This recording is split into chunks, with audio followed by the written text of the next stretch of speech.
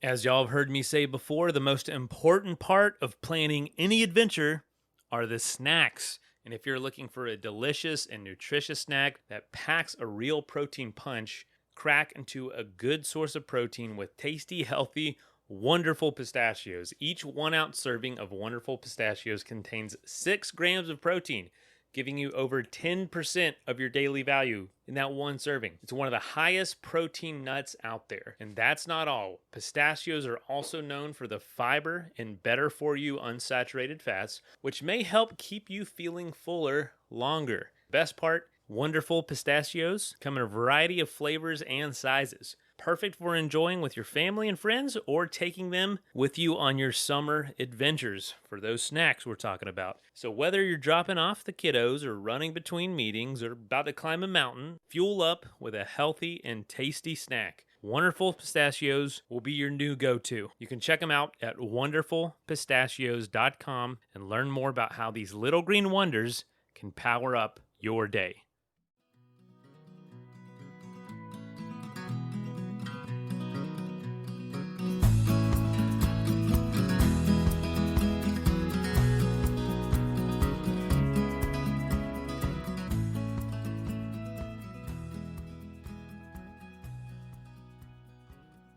Hey folks, welcome to the Adventure Sports Podcast. Today we are throwing it back to 2018, talking to Ryan Flinn. As if the Trans Am bike race, which is across the U.S., 4,000 miles, wasn't enough, Ryan is attempting to complete the Triple Crown of ultra-distance cycling. And that is the Trans Am, the Indian Pacific Wheel Race, and the Transcontinental Race. I don't think this is like the actual, quote, Triple Crown of distance cycling, but it's Ryan's, and it's pretty cool. Really entertaining episode. This is before I was the host, back when Kurt was a host. And yeah, sorry for getting the episode up one day late because I was off Wednesday and I kind of got my whole timeline thrown off and ended up uploading one day late. Sorry about that, but we'll be back on track on Monday with a brand new episode. All right, let's go ahead and dive in.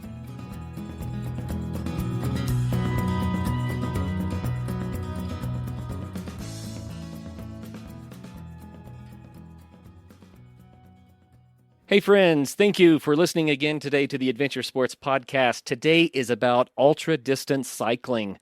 We have Ryan Flinn with us, and Ryan is attempting this year something that has never before been done. It's the Triple Crown of ultra cycling. That is the Indian Pacific Wheel Race, the Trans-American Bike Race, and the Transcontinental Race in Europe. These are huge races. We're talking about things like 4,000-mile long races. And Ryan is trying to race all three of these in 1 year to set a new record. Ryan, welcome to the program. Hello. Thanks. Thanks for having me. Oh, you bet. This is going to be so much fun. I told you before I hit record here, Ryan, that I don't know a whole lot about this. I used to do some distance cycling, but when I say distance cycling, I mean like 70 or 80 miles a day, not the 150 for 2 weeks. You know what I'm talking about. And so this is all kind of be new to me. So I'm excited to learn more about this. First of all, who's Ryan Flinn? Where did you grow up? A 32-year-old boy from South Africa that now lives in Melbourne in Australia. Grew up in, all sorts of places in Southern Africa. Parents are Zimbabwean, and they moved to South Africa where I was born, and I grew up in Swaziland, which is a little kingdom inside South Africa, and been all over the place, traveling around. My dad's a farmer, so I had a great childhood, kind of growing up in the Cape, in the Western Cape, in Swaziland, kind of all around Durban and White River and Joburg and Pretoria, and on the border between Botswana and South Africa and Mozambique. Wow. So you are the South African guy. You've seen it all down there. Yeah. I guess so. We're all we as in Curve, the business I have with some friends, we're all just cycling nuts, I guess, all draw upon very different skill sets. So it's a nice team. But I guess I'm the South African. We have an Italian in Adam, and Jesse is kind of, well, he's Adelaidean with German heritage, and then Steve is Thai. He's also grew up in Adelaide and now lives in Melbourne. So we're all kind of an interesting mix of riding disciplines and backgrounds. Yeah, a lot of varied backgrounds. So are you all in Melbourne now? Yeah, we are. We all kind of work and live pretty close together. And so that's curve cycling that we're talking about. Yeah, Curve Cycling is kind of an Australian cycling brand. We focus mainly on handmade titanium and steel bikes of all descriptions, mainly bikes that we make to pursue an adventure. So similar adventures that we're really chatting about today. So great. Well, I want to come back to that a little bit later in the show and get more details, especially because what I see in the stores so much these days are bikes that they're not made for the distance and for the beating that you have to put on a bike. You know what I mean? For what you're doing. And it sounds like maybe curve cycling has sorted some of that out. Yeah, I guess that's perhaps our niche. We've kind of carved out a little area of our own inside the cycling kind of family. So a lot of our adventures have been about community and fun, but also having a product that's it's really rugged and can last a very long time. And that's probably why we chose to build with titanium and with steel. I have interviewed a lot of people that have done extended rides on bikes, not about these massive races like you're doing, but extended rides. And it seems like every time I ask, they don't say, "Oh, I'm on a carbon," or I've got this aluminum frame. It's almost always, "Oh, no, chromoly steel. I'm on a steel bike." Yeah, steel's great in the fact that you can kind of beat it up and it'll stand the test of time, really. But also, if you're in very remote locations, anyone can really work with steel, whereas titanium's perhaps a more kind of delicate metal that you need a lot of specific kind of experience and tooling to work with. Whereas steel, you can kind of just cut a bit off, weld a bit on, off you go, keep on going through kind of, Zambia or parts of Angola, and everyone's worked on steel before, whereas titanium's kind of more of a magical metal that requires a bit more of love and attention. Right. But yeah, you're right. I guess the guys you've interviewed in the past, they're probably wanting something that is pretty easy to fix if something does go wrong, which invariably it does. Right.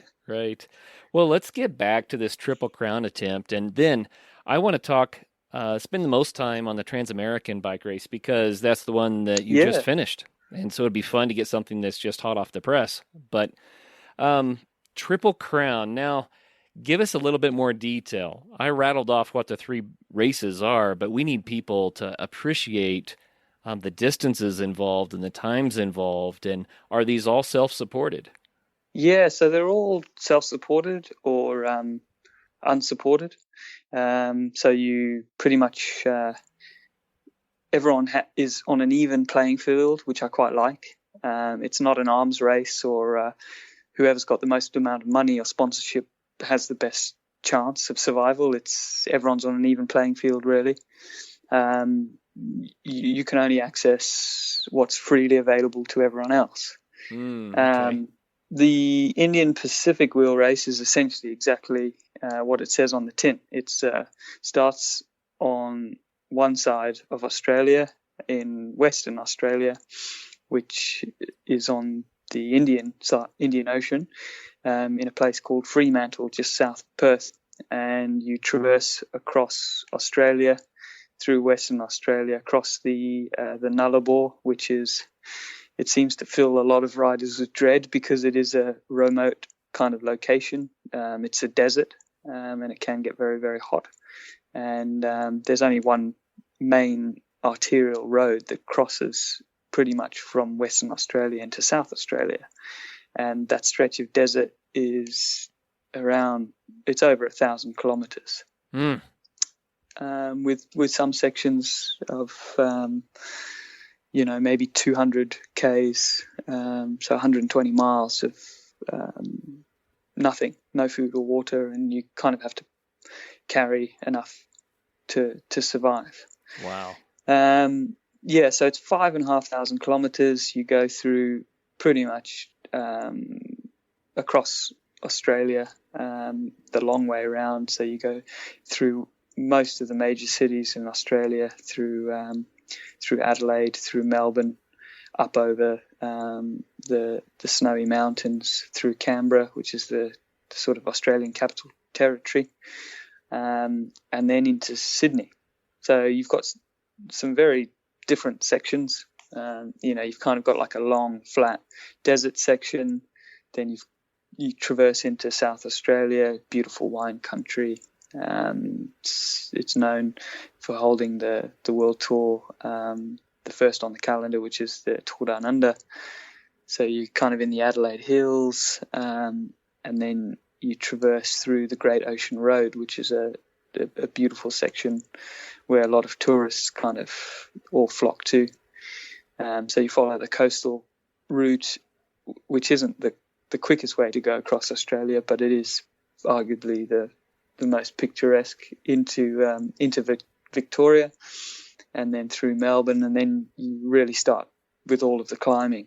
And a lot of international probably don't realise that there are some pretty big mountains in Australia. You can get snow, and we have seen snow come in even in summer into some of these areas, and it does get pretty cold, which has caught out a few riders in the past, because they're all bringing their flip-flops and their sort of shorts and t-shirts with them, and they're like, what do you mean it gets cold? It's Australia, man, and it's summer.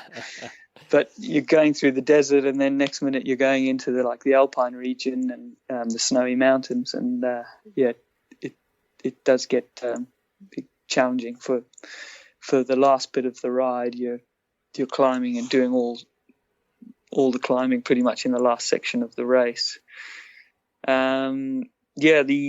So that's the first crown, I guess. It's probably the most remote of all three of them. Then you get, because I guess Australia is like the size of the US in terms of mass, but the population of Greater Los Angeles, so like 20 million people. So it's hardly inhabited, especially Wow. in the center. So you don't often see a lot of people or have a lot of services like you would in the Trans-American bike race, which is a much longer race and a bit more climbing. It's 6,800 kilometers and quite a bit of vert. I think it was something like 60,000 meters or close to 60,000 meters of vertical. I think it's about 180,000 feet, something like that, or Wow. 170. And so the Indian Pacific was about 17 days, 17 and a half. The Transamerica took me much, much longer, unfortunately. But is 6,800 Ks, and you traverse through pretty much the central Midwest, from West Coast USA, which is essentially a start in Oregon, in Portland, right on the West Coast, and you travel down through Oregon into Idaho, Montana, get a bit of climbing through Wyoming, Colorado, Kansas, Missouri, Kentucky, and then into Virginia, where the finish is in Yorktown. So a very historical kind of finish. So that's number two, and then number three is slightly different than the first two, which is a prescribed kind of route that everyone follows. The third one is the Transcontinental in Europe, it always has, from the last couple of years, the same start and end, which is a small little place in Belgium, quite iconic. It finishes in a place called Meteora in Greece, which is quite interesting in itself. It's Meteora kind of translates into suspended in the sky, or for the faithful in the heavens above, and it's kind of a site of 6 monastery complexes which have survived for, I think, since the 14th century. Wow. Built by Eastern Orthodox monks. So yeah, it's quite a place to finish, and I'll be very happy when I reach the finish of the third crown. But very different in that you have these control points, and each year they're different. This year you're going through, it looks like 4 checkpoints. The first one's in Austria, which is the Bielehower Pass. Then you're into Slovenia, which is a small place called Mangart. And they're all these big summit checkpoints, and then into Poland, and then into Bosnia. And then you get your little brevet card kind of ticked off and stamped through all these 4 control points and race down onto Meteora, and you kind of decide how you'd like to get to all of these checkpoints. So there isn't a prescribed route except for following those checkpoints and control points, which makes it a bit more challenging because I guess following a GPX file and just trying to figure out where you sleep and find food and water is challenging enough, but then adding on the navigation side and leaving that up to you is interesting and challenging in itself. But therein is part of the adventure, I guess. Wow. That it sounds remarkable. I kind of like the idea of getting to alter the route as long as you make all the checkpoints, you know? Yeah. I think that's kind of fun. It really adds an element of, maybe an element of surprise. I mean, people might choose the shortest route and find out it's not the fastest route. You know what I'm saying? Well, that's right. And famously, one of our ambassadors, who's probably one of arguably the best ultra distance riders in the world, Christoph Allergaard, he's won the Transcontinental, I think, 3 times, more than anyone else has. And he famously was watching the weather and took a 200-kilometer detour to miss some really bad weather and hook onto a really strong tailwind. And people were thinking he's lost the plot. He's gone absolutely mad. Why is he doing this detour? And he caught this ripper of a tailwind and ended up winning the race, whilst everyone suffered trying to take the shortcut over the mountains.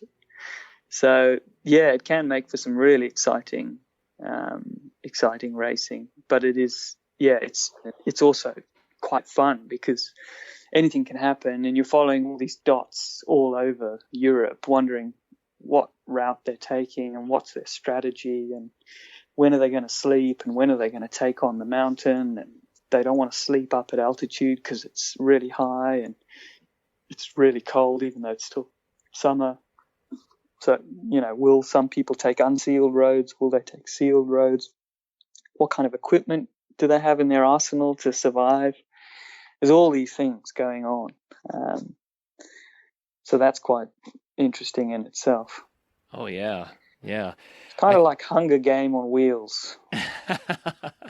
Well, just so people get a feel for what we're talking about here, these races are many thousands of miles. We're not talking about a 500-mile race or even a 1,000-mile race. We're talking about the Indian Pacific being over 3,000 miles, right? The Trans-American over 4,000 miles, 6,800 kilometers. I mean, these are massive distances, and you're doing this self-supported, and you do it. I noticed the strategy here is that a lot of people will choose nights not to sleep at all, or choose just Mm. how much sleep they need to try to be functional on the bike so that they can continue on and finish. Um, the whole strategy behind keeping your body fueled and rested and protected from the elements, it's got to be really a challenge. Yeah, it is. Like for me, I can't ride for say like 36 hours nonstop or do massive days in the saddle comparative to some of the other riders. But I just try and move faster when I am riding. Um, Sarah, one of the curve members, and probably one of the top say 10 in the world. She has an ability to survive on much less sleep than most men, and she famously won Race to the Rock, a race so hard they put in the headlines that no man could finish because she was the only finisher, and all the Wow. guys that were racing her pulled out, and she she kind of blurred the lines between male and female in terms of categorization. And that's also another thing I love about ultra distance cycling is, it's not men and women, it's just riders. Right. And it kind of removes all of that requirement for watts per kilo and, VO2 max, because that really has no relevance to ultra distance cycling. It's kind of what's between the ears and what's in the heart that kind of gets you through these. But yeah, you're right. A lot of riders will spend a lot of time. That you get 24 hours in a day, and it's how efficiently you use that. It's the marriage of total time and ride time, and how much you're willing to sacrifice to put those two together. Let's take a quick message break and hear from the folks that help make this show possible. I love companies that pull inspiration from the places they go or where they're from and really make you feel like you're somewhere else. I love adventure and travel companies that do that, and Rourke does that. Their gear isn't born in a factory, it's inspired by actual journeys and adventures they've taken themselves. From the cultures, from the climates, from the land, from the place they're in, and tailor the gear to not only be functional while you're out there, but also look really good. They've been doing this for over 10 years as they explore the globe and do adventures and take the roads less traveled. There is a story behind each of their products. And I'm actually wearing right now, I'm literally holding it in my hands like as I talk to you, the Rourke Bless Up breathable stretch shirt. And it's awesome. Like I would wear this to dinner, and I would wear this out on the paddleboard, and I would wear this to the airport. It's just like one of those amazing shirts that you can kind of do it all in and it looks good. It's not just completely rugged. It balances all those beautiful things. You can just have it on while you surf, or like I said, after surfing, going out to dinner, which not gonna lie, I like to do. And I also have the Accomplice Mule 45-liter bag. It's my new podcast bag. So all the equipment, if you don't know, I have to travel a lot. And I take all my podcasting equipment with me because I do interviews on the road. I upload the show, and I got to have a good bag to put all that stuff in. The Accomplice Mule 45 is my new podcasting bag. So whether you want clothes inspired from the streets of Jakarta, the Scottish Highlands, or their most recent trip to Japan, go to roark.com. That's ROARK.com. Use the code ASP15 at checkout. That's roark.com, ASP15 for 15% off your purchase. That is plenty of that for now. Let's get back into the episode. Well, I want to dive into some of the details, geek out a little bit about the Transamerica race. But before we do, I'd like to rewind and say, why? How did you get into biking? And then how did you get into these ultra cycling events? I mean, wow, it's got to be a horribly punishing habit. Well, why? I've always enjoyed sport. Growing up in South Africa, it's kind of expected that you are a sportsman and an academic, and high achieving at both. And if you're not, you're kind of excluded from society. Sounds harsh, but I was going to say that's just the way it is. But it's like you're living in an episode of 300. But it's always been a part of my life. I've been a lifetime athlete, and have been involved in, life saving and swimming and surfing, every kind of team sport and individual sport. You kind of just grow up playing them all and finding out what works for you. And got involved in triathlon and loved the sport because I used to swim competitively and I used to run competitively, but didn't know much about cycling as a teenager till I met my uncle. He'd emigrated from South Africa and was living in London, and he just had this man cave that was full of like all these really interesting bikes, really very old school kind of. He's a Campagnolo fan and had all these interesting kind of group sets I'd never heard of. And he kind of got me involved in cycling when I moved to the UK. Started getting involved in triathlon a bit more and raced to a high level. And when I moved to Australia, cycling was just on another level, and sport was on another level. And it was kind of like South Africa. Very outdoor lifestyle, just no issues, no crime or political issues, no racial issues. So I was like, I kind of feel like I'm at home, and really kind of found my way into the cycling community and met all of the guys from Curve. And I was in aviation. I was running an aviation brokerage and just found myself in a wonderful community of cyclists of all descriptions. Like I was racing track, I was getting involved in cyclocross. There was crits. You could race a crit and win money like every other night in summer. The days were super long. It's just so much fun being out on the bike, just having fun. It's like you're a kid again, pretty much. So it was like a form of escapism, because everyone's got these really stressful jobs, and then before and after, everyone's just having fun on their bikes. And Melbourne's really, really great in that regard.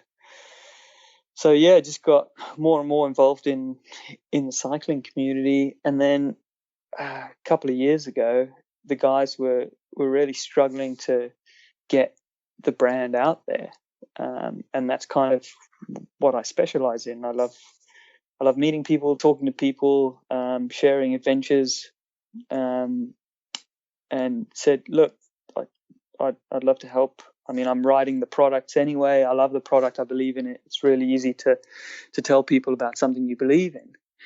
So I said, well, I'm traveling around quite a lot. I'm happy to, use some of that time when I'm not working to talk about Curve.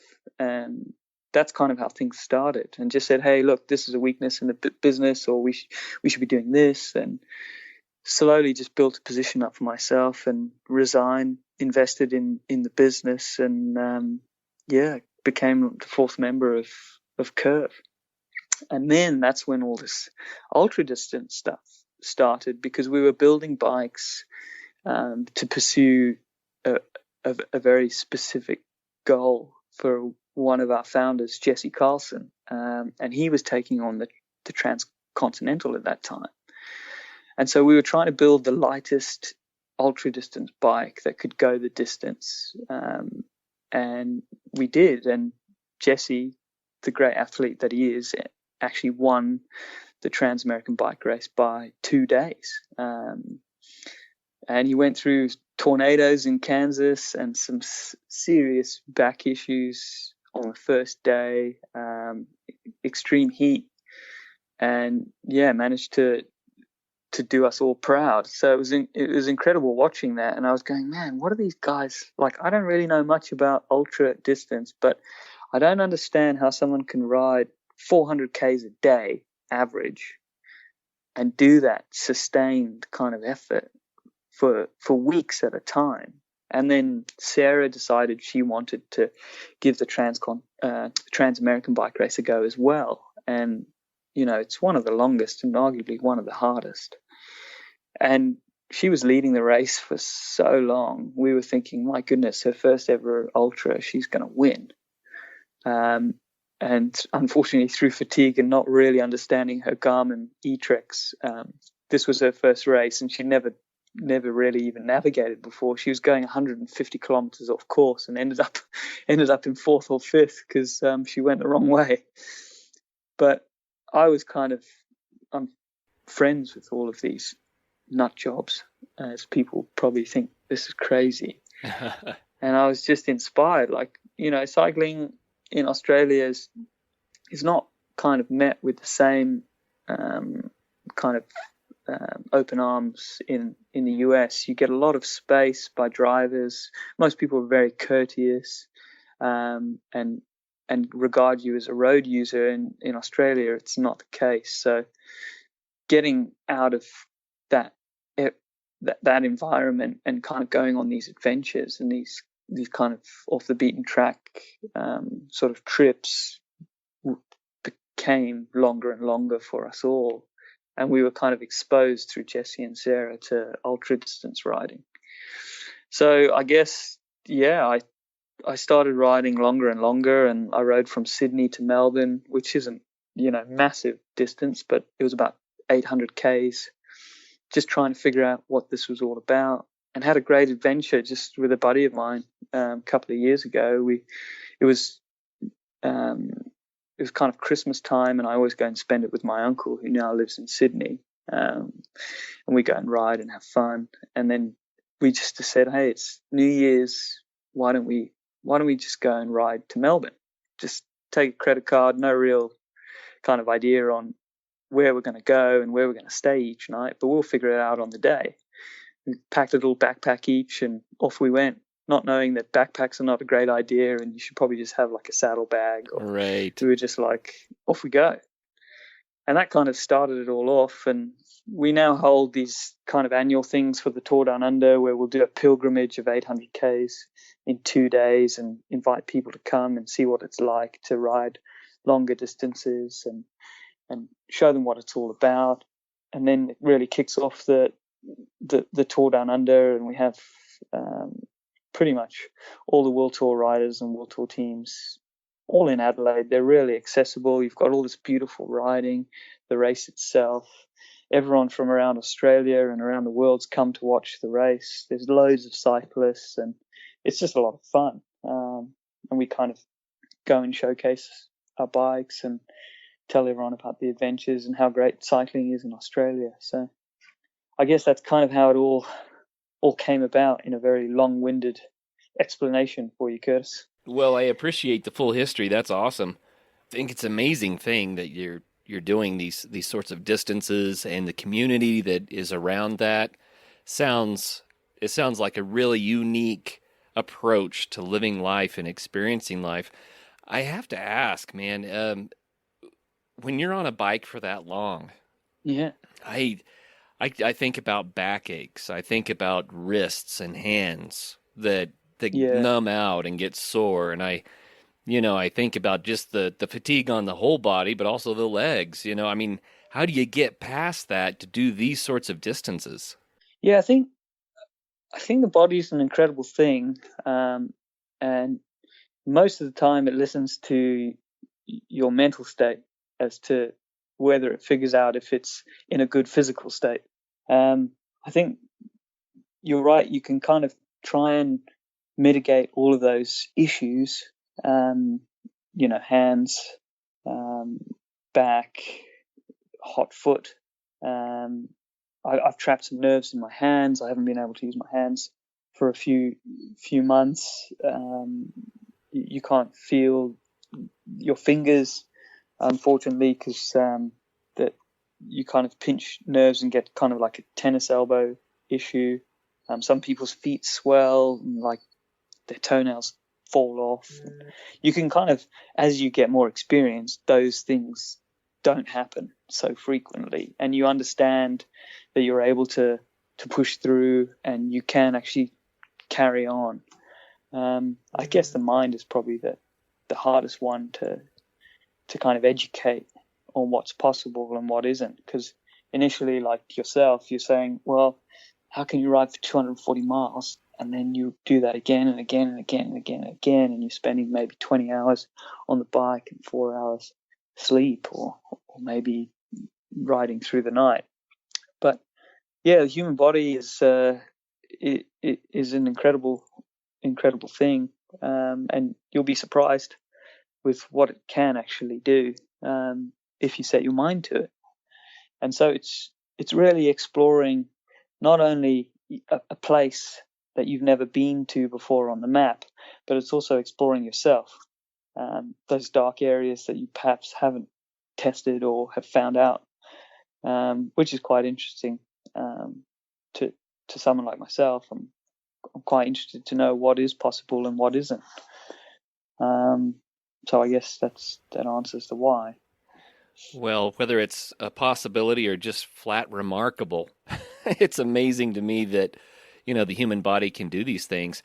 I've talked to other ultra distance athletes, and they have stories about hallucinations and other just wild things that can happen when you push your body for extended periods of time.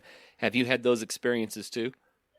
I have, and you kind of got to be careful with, because you're a road user, and because you're on the road and there are other people on the road, you've kind of got to respect that you're probably the most vulnerable of all.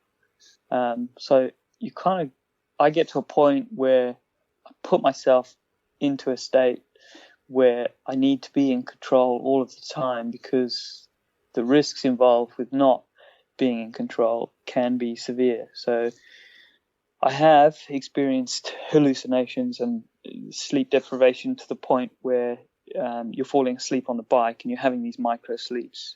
And then you've kind of got to look at yourself and say, am I now putting myself and others at risk?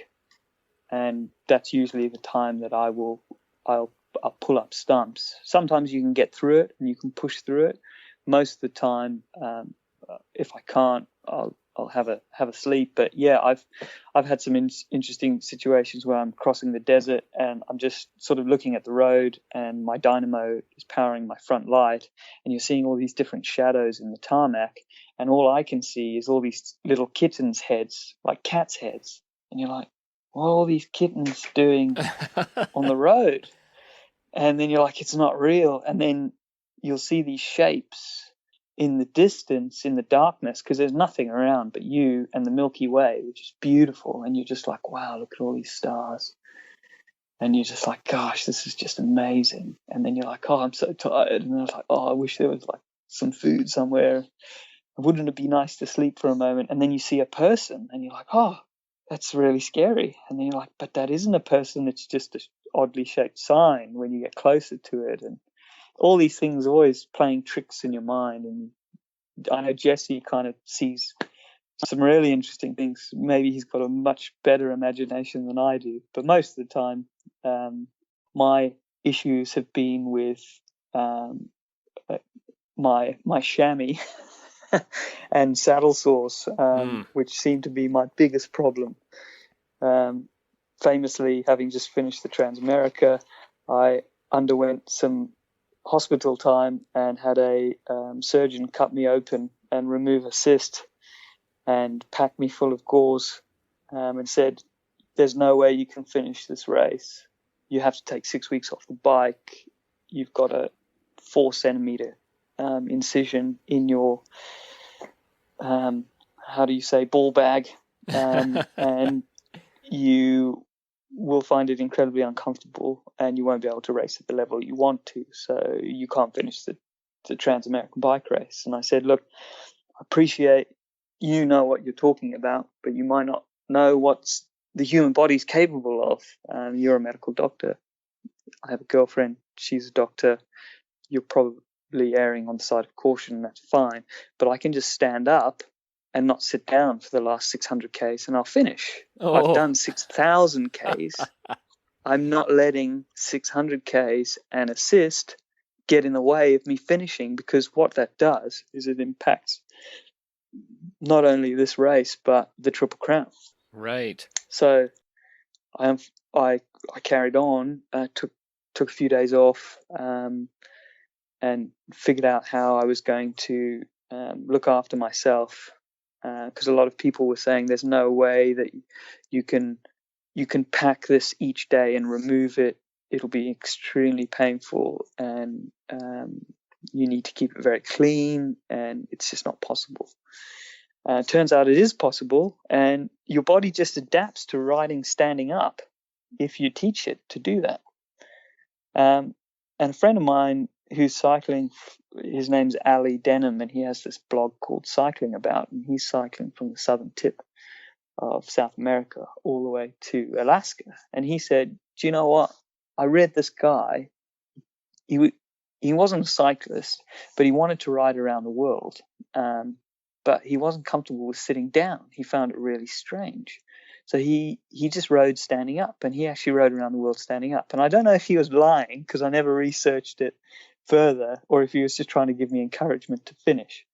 But I did find that your body just adapts, and I just ended up standing up. The first day I couldn't really go very far. I think I limped sort of 60 Ks, and I was like, that's it. That's all the body can take. But I didn't also realize the painkillers that were given to me were so opiate based that they just knock you for six. So I, unfortunately, even though they're wonderful and they just send you off into sleep, they're not actually really great for riding. So stopped taking those, and then rode the next day standing up, and managed to do about 180 Ks, and then managed to do another 200, and then before you know it, we were at the finish. So yeah, my experiences with going long have been, unfortunately, I just haven't found the best saddle and chamois that can go the distance. And maybe it's me. I've got really wide sit bones, big birthing hips. Maybe it's my saddle. I'm still learning. I guess that's another great thing about this style of riding, is you're still learning. You're always learning. The community is so open to talking about their experiences, and there's so much information that's freely available. So many great riders are very accessible, and you can learn a lot if you're willing to ask for help. So, wow, that's fascinating. Yeah. I'm looking at the chart from the trackleaders.com that came out of the Transamerica race, and I'm looking at your speed versus time plot. And yes. What's fun about that is the speed's not necessarily as exciting to me as watching how long you were moving between stops, right? And I can see your top speeds of 30 something miles per hour and that sort of thing, and your average speeds that look like they're around 15 and going huge distances. But what's fun about this is I'm looking here at like timestamp 230, and you're riding, and then it doesn't stop for another significant rest until like 280. So I'm thinking, well, there's 50 hours of riding right there. That was like a 2-day straight stint that you did. Yeah, I mean, well, there were some sections where weather is good. There were parts in Kansas that we were kind of either trying to get away from some really nasty weather systems, or it made sense to ride through the night because of the heat. So you kind of take advantage of those situations. And I wanted to ask this especially. Lots of climbing in the Transamerican Bike Race, Wyoming, Montana, Colorado, not to mention the Cascades out west. And when you got to Kansas, now you're in the long rolling hills with potential for crazy wind. Did you have a favorable wind, or was it against you? It unfortunately was a southeasterly, which is a cross headwind. Oh. Yeah. So which is worse then? The climbing in the mountains or the wind? For me, like I've done the Indian Pacific Wheel Race twice now, and every year for the first 2,000 Ks, it's usually a headwind. And so you kind of just get accustomed to being just hit in the face, sitting on what you imagine to be a really long climb, because riding on the flat into a 35 k an hour cross headwind is pretty much like climbing. Right. Anyway. And it's just being comfortable with the fact that you're going really slow and understanding that you're going slow, but so is everyone else that's in the near vicinity. And yeah, Kansas was difficult because it's really flat and it's always got some really difficult weather to deal with, whether it's kind of like tornadoes, lightning, really, really, like I had some lightning storms that I thought, there's no shelter. I can't really do anything about it. And I'm concerned that I'm going to get struck by lightning at the moment, trying to kind of evade those systems and seek some shelter. But there is nothing. So you've just got to keep riding. So you just keep going. Just keep going because, there's nothing really else you can do. Wow. Which is unnerving, but beautiful as well because, the sky's lighting up every other second. There's sort of sheet lightning rattling through the heavens, and you're kind of just switching off every electrical device you have, just hoping that might make a difference. And you're wishing that your rubber tires were about 10 feet thick, right? Yeah, that's right. I'm sure these rubber tires will be sufficient for me not to get into any trouble. Wow. Yeah. Well, I see on your time chart here that the Ford Momentum, the Ford Progress, stopped off a little before 500 hours, and that must be the gap when you were in the hospital. Yeah, that would have been where I had the embarrassing situation of explaining what exactly I got up to and why I needed some help.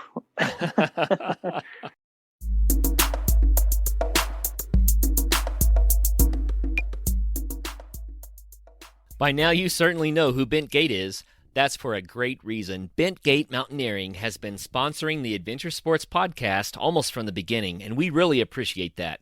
They've made it possible for all the great shows to continue coming your way.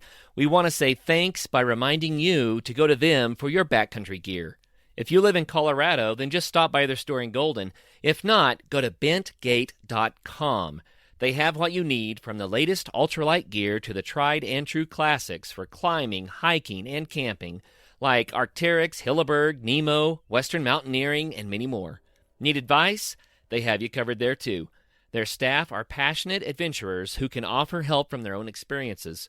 Bentgate also hosts lots of events and speakers. Check out their website to see the schedule and to see all of their products. Help take care of the Adventure Sports Podcast by getting your gear from Bentgate Mountaineering. Let's take a quick message break and hear from the folks that help make this show possible. That is plenty of that for now. Let's get back into the episode.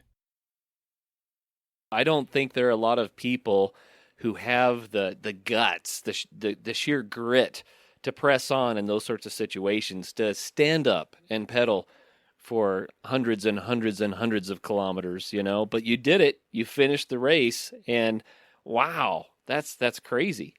Yeah, my mate Jesse says death before DNF. Apparently that's my style of riding. So yeah, I haven't completed a race that I've started. I haven't not completed a race I've started, shall I say. So yeah. Well, I'm going to relate my one bike race that I was in. I bought a new bike, never even did a shakedown ride, went out and took off on my very first race. And the bike fell apart. Whoever put it together didn't tighten everything down. The stuff was falling off all over the place. And I kept falling farther and farther behind. And finally, I caught up with a friend of mine. And he was just at his end. He had gone as hard as he could go. And he looked over at me. He says, "I'm done. I'm going to jump on the sag wagon." And I thought, oh, well, I don't have a crack at winning this thing. I might as well get on the sag wagon with him. And then the results came out, and I saw that DNF. I didn't even know that was a thing.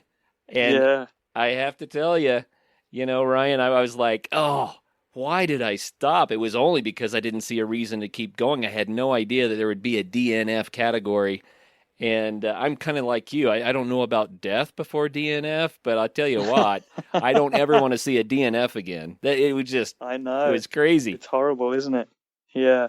Because, give it a few more Ks, give it a couple of hours. It'll always get better. Right. Absolutely. You know, Yeah. your friend would have been probably bonking. He's probably got no glycogen left. He's gone really hard. He's out of food. Mentally, he's kind of defeated. He's been dropped off the back. He's got no one to ride with. That's when the race starts. Well, if it were repeatable, and it's not, I think instead I would just come alongside him and say, "Let's go. We'll on, mate. finish together." And Let's then go, yeah. that would have been the right response for certain. Wow. Well, it's amazing that you pressed on through and made that happen. I was reading through the Facebook posts where people are giving you support and accolades, and you kind of get just a little bit of the story, right? And Yeah. there's so much more to that. But here's the last one that posted here was from Jennifer, who said, "Sweet victory is within sight, Ryan." And I just think, man, what did that feel like when you finally completed, when you rolled up and you knew that you had done it, no DNF? Yeah, it's bittersweet. I still remember it because there wasn't the same satisfaction that I got from seeing the Sydney Opera House and, doing a really good time and knowing that I kind of left it all out there. It was different because I felt a bit more rested. I'd spent a lot of time resting from being cut open. I had about 4 days off the bike, so my legs felt good. I wasn't as fatigued as the other riders that were finishing around me. Actually, I looked like I hadn't even done the Transamerica. I'd had a shave. I washed my clothes. I'd been sleeping in a bed. I hadn't been sleeping in a ditch for so long. My body wasn't as beat up as probably how it should be, and that's probably why we tried. A friend of mine who was also racing, I managed to catch them both. He's also a South African guy that lives in England, and we just said, look, it's the last big stretch. It's about 275 Ks, and I really want to do it in about 10 hours. And just leave it all out there. And we did. We pretty much tried to kill each other that last sort of 270, and we raced as hard as we could. And when we finally got there, he'd been on the road for a long time, and he was spent, and I was tired. But it was bittersweet because it was like, I've done it. I've done this ridiculous ride across the country, but I don't feel like I raced it how I set about giving it a red hot go when I sort of launched from the start line. Because I was kind of in the top 10. I'd had a few issues with my knees and had fallen back into like 30th place, and then raced as hard as I could to work my way through the field, and was back in, I think, 9th at that stage. And then this happened, and I was just like, damn, is there such a thing as a perfect race? I'm yet to find out if that pursuit for a perfect race is a stupid idea. And I was disappointed with what had happened, but I was also proud of finishing and not giving up when things became quite difficult. So it was a strange mix of emotion, and you kind of take a long time to digest that all because you've been out in the wild for 2-3 weeks. You're always on your own. You don't have a lot of communication with the outside world.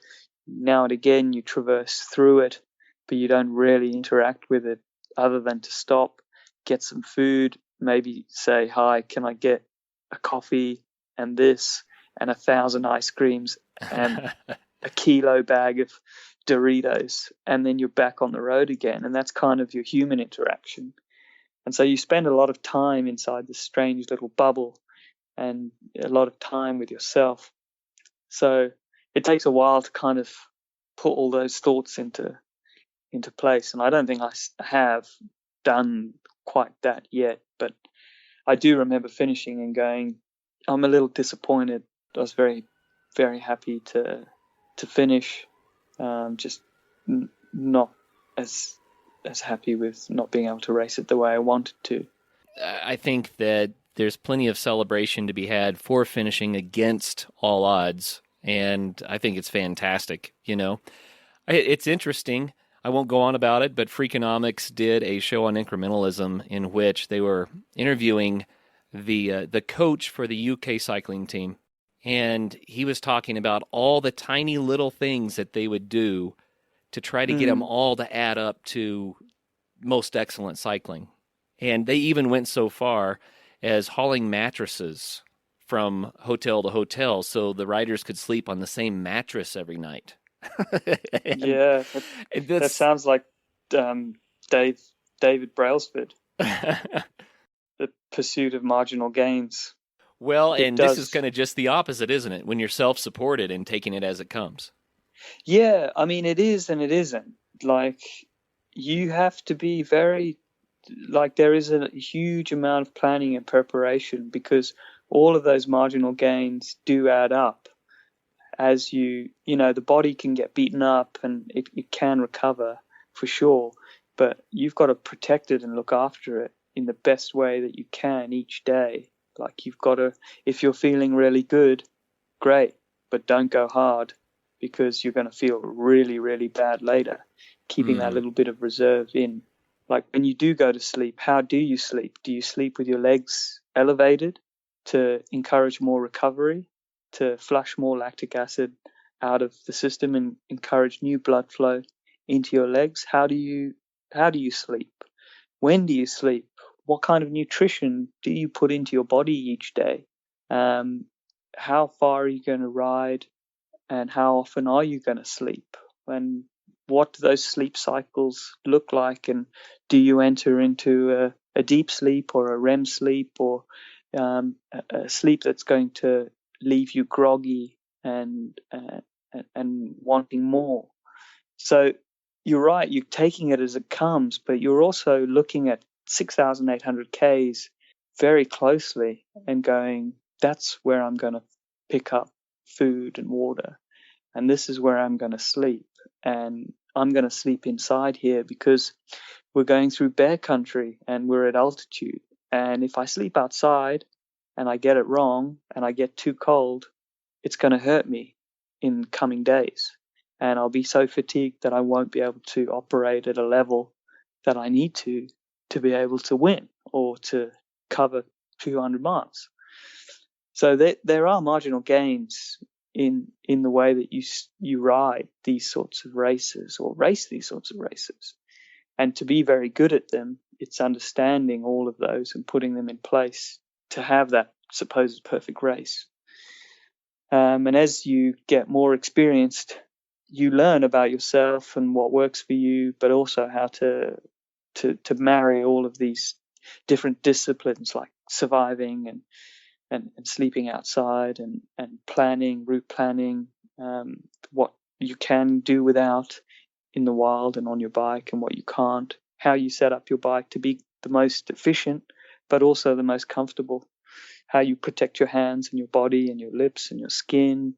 All those things are always being played in your mind when it's extremely wet or extremely cold. How you adapt, is there a serious headwind? Is it 40 degrees and you have to switch your sleep cycles up, and you're riding through the night and you're sleeping through the heat of the day?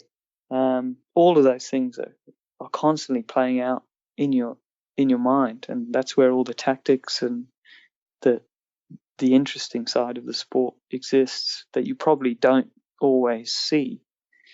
It's the experience that probably keeps you coming back. Like you were saying, the pursuit of the perfect race, that's right. the target. That's the goal. That's amazing.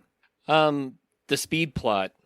There's a point on your plot here where you are at about 2,700 miles, so well along, and you peak out over 30 miles per hour, and you stay there for miles and miles and miles. That must have been one amazing downhill. Do you know where that was? 2,800 miles. Gosh. No, I do not. Well, I was just looking at this. I thought, well, maybe he's coming down out of the Appalachians or something, because it had to be an amazing, or a 50-mile-per-hour tailwind would have done it for you too. Yeah, 2,800 miles. I can have a look and see where that would put me. Let me see if I can figure that out. That's just kind of the fun of it, to look at that. Yeah, so 2,800 miles. You're going through Missouri at that stage. You're kind of midway through Missouri, it looks like. Just actually pulled up the... I'm looking at the Trans Am bike race, and there's still guys out there. Wow. Yeah. So I think there was 115 people that started. I think about 50 riders pulled out. There's 7 active people still riding, of which it looks like 2 are still riding through Missouri. Good on them. So they're still going. That's fantastic. Yeah, it looks like 2,800 miles would put you in the Mark Twain National Forest. And sort of just past Springfield, kind of going into Eminence, it seems. Wow. So I was doing, 30 miles an hour for a long time. Yeah, you're really in the, you're at the start of the Appalachians there. So I have no idea how I was holding that kind of speed, to be honest. Well, maybe it was one of those hallucinations. Maybe you thought there was a lion chasing you or something, or one of those bears. Oh, actually, yeah. There were a lot of dogs, I must say. A lot of dogs. So that's fantastic. Well, Ryan, we burned through our time, man. I really enjoyed hearing all about this ultra distance cycling. It's amazing to me what you do, and I don't care that you had to spend a few days in the hospital and recovering. I think it's amazing that you pressed on and you finished, with so much trying to get you to drop out. You succeeded with no DNF, and I think it's a fantastic attempt. I think it's something that you should really, really celebrate. And I am excited to hear how things go for you on the Transcontinental race. And, thanks, mate. we're going to be pulling for you. Love to hear that you did it, that you finished the Triple Crown. That'd be fantastic. Well, I'll keep you posted. And yeah, thanks so much for having me on your podcast, mate. You know what? We need to get a little bit more information about curve cycling. How can people get more information? Well, we're pretty active on social media. We have a good presence on Instagram. We kind of have a Facebook page as well, and we have a website. All pretty much the same thing, Curve Cycling. So yeah, check us out if you're interested, and you can follow my adventures through that as well. Wonderful. Well, right on. Well, thanks again for taking the time to share with us today. Oh, no worries, mate. Thanks for your time, and thanks for the listeners. Oh, you bet. And for all the listeners out there, wow, can you believe it? Can you imagine doing that kind of distance? Amazing, amazing stuff. First of all, thank you so much for listening. It means the world to us that you choose to listen to this show. If you'd like to help us further, you can leave a review on iTunes, share us with your friends, your family. It goes a long way to grow in the show. You can also support us financially through patreon.com/adventuresportspodcast. Link is in the show notes. And also, if you have an idea of who could be a good guest for the show, we're always looking for people to tell their story about the outdoors or adventure. So if you know someone, please reach out. Email us at info@adventuresportspodcast.com. And until then, get out there and have some fun.